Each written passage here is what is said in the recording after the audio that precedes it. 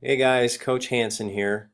This is hopefully a way for us to communicate during the summer, during the time that you're off, and during the season. I would like to use videos like this to assist you during the learning process. If we're going to install different things, and I think that it will help not only save us time on the field having to teach, but also give you hopefully a better visual example of what we're trying to do so that it can be ingrained in your mind a little bit more quickly. Those of you who know me know that I'm a very big believer in the mental side of the game and having a certain football IQ.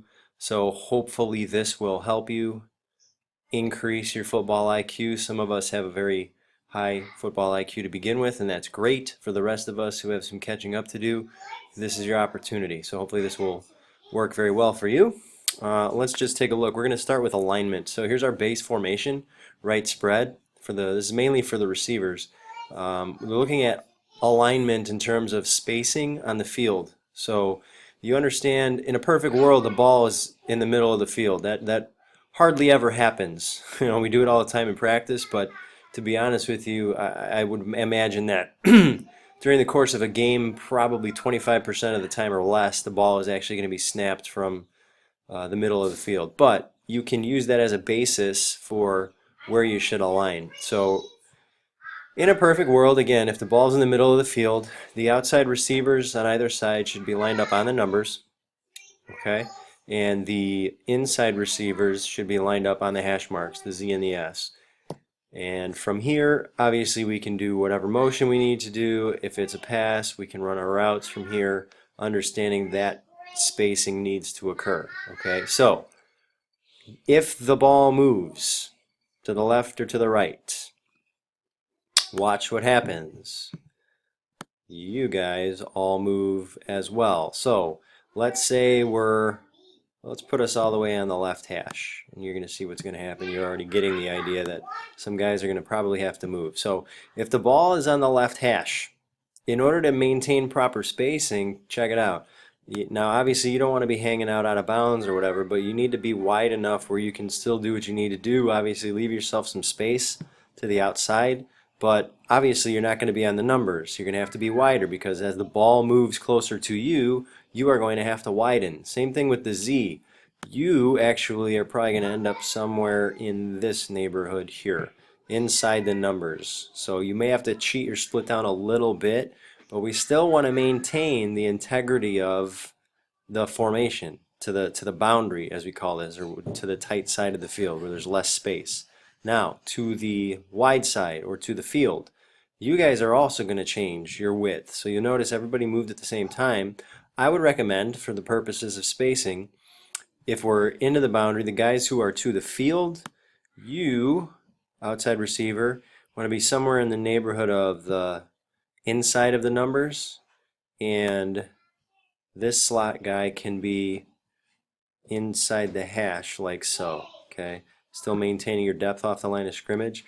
The other thing you have to understand also is the arm strength of the quarterback. So if we're to the wide side and we're throwing this way, and maybe we don't have a rocket arm, you probably want to cheat this split down a little bit more. But we're just talking about this as a basis, okay?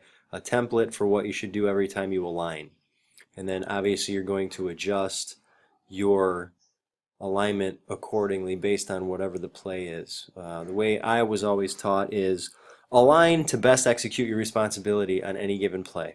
So if you need to cheat out to do that, do it. If you need to cheat in to do that, do it. If you're a slot guy and you're off the line of scrimmage and you need to move up a little bit without getting on the line, get as close as you can. We talked about that today. Get as close as you can to the line of scrimmage without being on the line, do that. All right. So again, you have a little bit of freedom as long as you are executing your responsibilities properly to align where you need to align. So there's your left hash. Let's move it over to the right hash, shall we?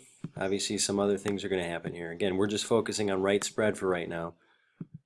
So we come back to the middle of the field, or like somewhere just offset, maybe to the middle of the field. Adjust your splits accordingly. You're probably going to be outside the numbers now. You're probably going to be a little bit outside the hash. You're probably going to be a touch inside the hash. And you're probably going to be inside the numbers. Does that make sense? I bet you if I move this back to the middle, we'll be back where we started from, give or take. All right, so you see as the ball moves, if it doesn't move very much side to side, then you don't have to change your split very much. If it moves a lot, then you're going to have to change yourself a lot. So let's say we're not quite on the hash, but we're definitely to this side of the field. Okay, so let's adjust accordingly. I'm going to come out here probably to the inside of the numbers, probably to the inside of the hash. Somewhere in the neighborhood. So different fields vary the distance between the numbers and the sideline. A good rule would be to split the difference at this point.